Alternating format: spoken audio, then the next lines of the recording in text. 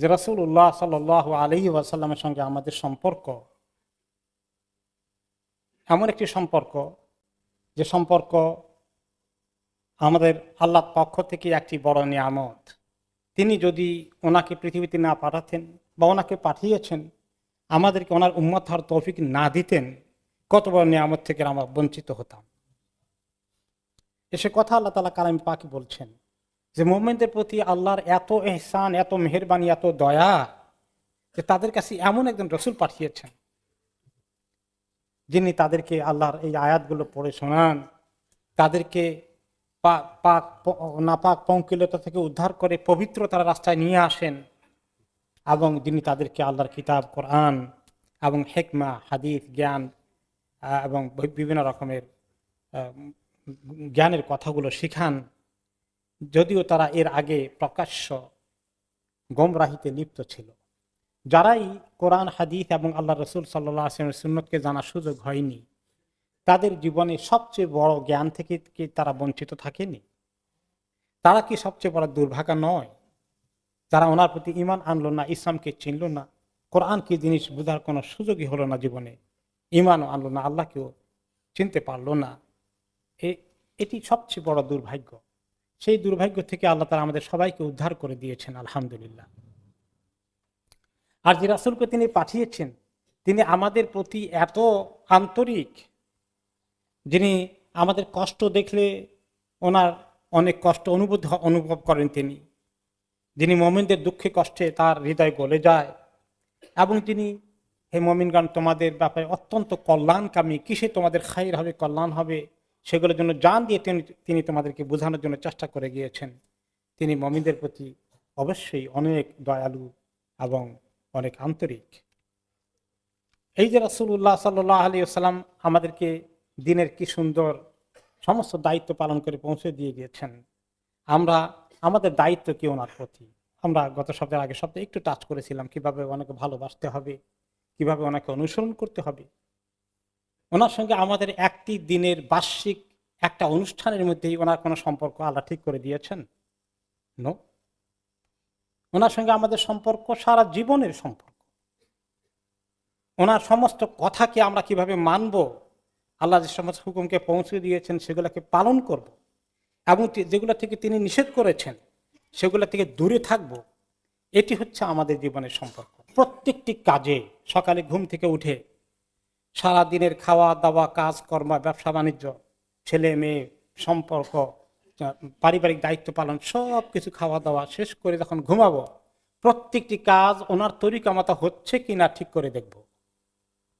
এই জিনিস তিনি নিয়ে এসেছেন, এই জিনিসের জন্য ওনাকে পাঠানো হয়েছে, ওনাকে হুবহু অনুসরণ করার জন্য। উসওয়াতুন হাসানা, প্রত্যেকটি কাজে তিনি আমাদের উত্তম আদর্শ, এবং এই আদর্শ পালন করা যেমন উচিত, এটাই হলো ভালোবাসার মূল কথা। যদি তোমরা সত্যি আল্লাহর প্রতি ঈমান আনো, আল্লাহকে ভালোবাসো, তাহলে আমার নবীকে অনুসরণ করো, যেটা আল্লাহ তাআলা বলেছেন। আর অনুসরণ করা শুধু বাধ্য হয়ে অনুসরণ করি না, বরঞ্চ মহব্বতের সাথে অনুসরণ করি। অনেক সময় আমরা মুরব্বীদের কথা, এইটা করতে হবে, এটা কর, আমরা করি, কিন্তু মনের মধ্যে খুব কষ্ট, ভালো লাগে না করতে, মহব্বত নাই। সেই করা একরকম, আর মহব্বতের সাথে করি, দোনো করা কি একরকম না? তো নবী করিম সাল্লাল্লাহু আলাইহি ওয়াসাল্লামের সঙ্গে আমাদের একটি সম্পর্ক হচ্ছে ভালোবাসার সম্পর্ক। সেটা নিয়ে আমরা গত সপ্তাহে কিছু এক্সাম্পল দিয়েছিলাম। আমল করা এবং ভালোবাসা দুটো একসঙ্গে থাকবে। যে ব্যক্তি এভাবে নবী করিম সাল্লাল্লাহু আলাইহি ওয়াসাল্লাম হাদিসের কথা আসলে সে সঙ্গে সঙ্গে আমল করে ফেলে, সে জান্নাতি হয়ে যাবে।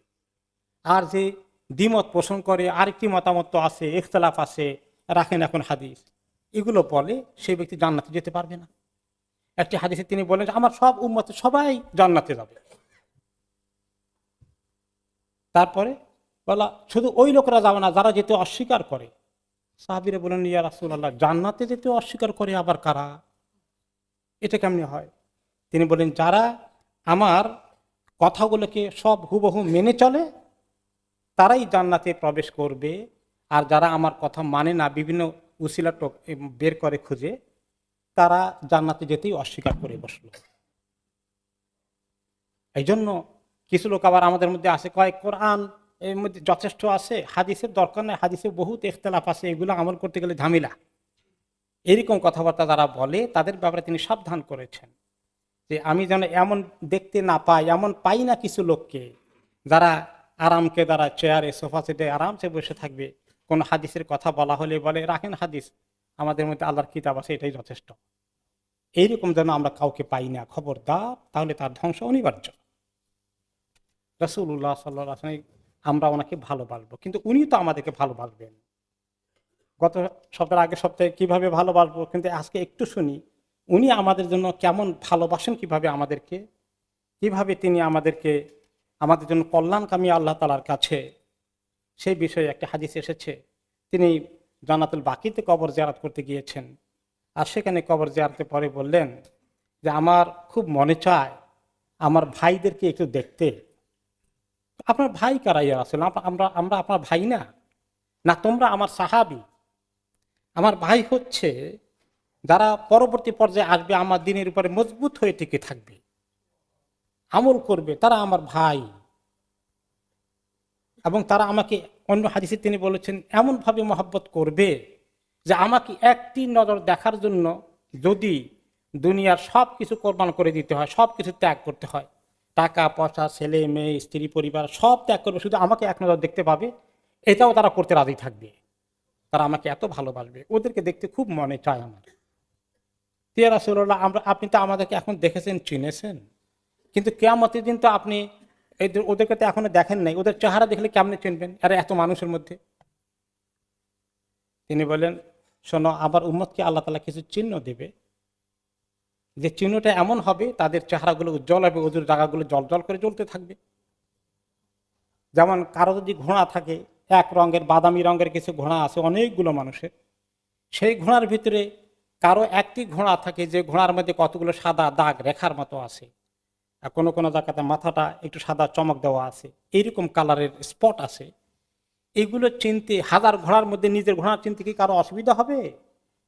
সাহাবায়ে কেরাম বলেন না, অসুবিধা তো হবে না। তিনি এরকমই বলেন যে আমি আমার উম্মতকে এইভাবে চিনতে পাবো এবং আমি তাদেরকে দেখতে পাবো সেদিন। তিনি এই তামান্না নিয়ে আছেন, তিনি আমাদেরকে দেখতে পাবেন, আশা করে আছেন। যদি আমরা ওনার সুন্নতের উপরে থাকি, যদি আমরা আমল করি, যদি ওনাকে ভালোবাসি, মহব্বত করি এবং আমাদের জীবনে প্রত্যেকটি হাদিসকে কাজে লাগানোর চেষ্টা করি, তাহলে আমরা হয়তো সেই সৌভাগ্যশালী হয়ে যাব যাদেরকে দেখার জন্য ইন্তজার করে আছেন রাসূলুল্লাহ সাল্লাল্লাহু আলাইহি ওয়াসাল্লাম। আমাদেরকে সিদ্ধান্ত নিতে হবে যে আমরা কি ওই মান অর্জন করব, আমরা কি নাকি পেছনে পড়ে থাকব। নবী করিম সাল্লাল্লাহু আলাইহি সাল্লামের আজকে একটি বিষয়ে ফোকাস করি, বিশেষ করে যে ওনার প্রতি আমাদের অনেক দায়িত্ব, সবগুলো দায়িত্ব এই জুমার মুখতাসার খুতবায় সম্ভব নয় আলোচনা করা, কিন্তু ওনার সঙ্গে আমাদের সালাত এবং সালামের যে সম্পর্ক আছে, ওনার প্রতি দরুদ ও সালাম পেশ করার কাজটা যে কত বড় নিয়ামতের কাজ, এটি নিয়ে আমরা একটু আলোচনা করি। এটি বছরে একদিন নয়, এটি করার জন্য জিলাপি খাওয়া লাগে না অনেক বেশি করে, এটির জন্য কোনো আয়োজন অনুষ্ঠান করতে হয় না, ঘটা করে আনুষ্ঠানিকতার কোনো প্রয়োজন নেই। এটি সারাদিন, দিনে রাতে যখনই সুযোগ হয় তিনি বেশি বেশি করে ওনাকে সালাত এবং সালাম পেশ করতে বলেছেন। তিনি বলেছেন, তোমরা আমার প্রতি বেশি করে সালাত এবং সালাম পাঠাও, যে ব্যক্তি আমার পরে একবার সালাম পাঠায় আল্লাহ তাআলা তার জন্যে 10 বার সালাত এবং সালাম পাঠান এবং তাকে আল্লাহ তাআলা 10 ডিগ্রি উপরে তার শান দান করেন। এবং তিনি আরেকটি হাদিসে বলেছেন যে আমর ইবনে রাবিয়া রাদিয়াল্লাহু আনহু বলেন যে রাসূলুল্লাহ সাল্লাল্লাহু আলাইহি ওয়াসাল্লাম খুতবা দিচ্ছিলেন, সে খুতবার মধ্যে তিনি বললেন যে এই ব্যক্তি আমার উপরে সালাম পাঠায়, সালাত এবং সালাম পেশ করে, ফেরেশতা যতক্ষণ সে সালাম পেশ করে ফেরেশতা তার জন্য সালাত এবং সালাম পেশ করতে থাকে। আর ফেরেশতাদের সালাত এবং সালাম হলো আল্লাহর কাছে রহমতের দোয়া করা। তা আমি যতক্ষণ নবী করিম সাল্লাল্লাহু আলাইহি ওয়াসাল্লাম সালাত এবং সালাম পেশ করব, ফেরেশতাদের দোয়া আমি, রহমতের দোয়া আমি পেতে থাকব। এই সৌভাগ্য আমাদের আছে এবং এই কাজটা এত সহজ, এর জন্য ওযু করাও জরুরি না, বিনা ওযুতেও সালাত এবং সালাম করা যায়। একেবারে মসজিদে নামাজের কায়দায় বসতে হবে এটাও জরুরি নয়, নামাজের মুসাল্লার মধ্যে বসতে হবে তাও জরুরি নয়। হাঁটতে হাঁটতে, বসতে বসতে, গাড়িতে বসে আছেন, আপনি ড্রাইভ করছেন, হেঁটে যাচ্ছেন, সকল অবস্থায় আপনি মনোযোগ সহকারে সালাত এবং সালাম পাঠাতে পারেন। বিশেষ করে জুমার দিনের সালাত এবং সালামের ফজিলত অনেক বেশি। জুমার দিনের ব্যাপারে এসেছে, রাসূলুল্লাহ সাল্লাল্লাহু আলাইহি ওয়াসাল্লাম বলেছেন যে তোমরা জুমার দিনে বেশি করে আমার উপরে সালাত এবং সালাম পাঠাও, কারণ জুমার দিনে আমাকে তোমাদের সালাত এবং সালাম পেশ করা হয়। সারা সপ্তাহে কি পাঠিয়েছো আমার প্রতি সালাত এবং সালাম, সবগুলো সাপ্তাহিক রিপোর্ট আমাকে দেওয়া হয় জুমার দিনে। এবং তিনি বলেছেন যেখানেই থাকো তোমাদের সালাত এবং সালাম আমার কাছে পৌঁছে যায়। এখন এখান থেকে পাঠাইলে ওনার কাছে পৌঁছে যাবে। আর ওনার কবরে গিয়ে সালাম করলে সরাসরি উনি জবাব দিবেন, আল্লাহ তাআলা ওনার রূহকে ফেরত দান করেন।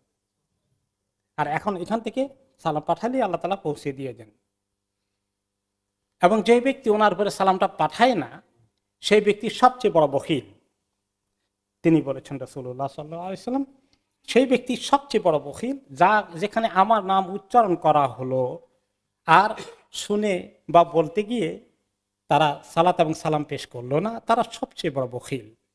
এই বখিল তো ওনার করা হলো না, উনি ঠকবেন না। কে ঠকবে? আমরা যারা বললাম আর শুনলাম, ওনার নামকে উচ্চারণ করলাম, অথবা শুনলাম, আমরা নিজেদের প্রতি বখিলি করলাম, যে নেকি জোগাড় করতে আমরা বখিল হয়ে গেলাম।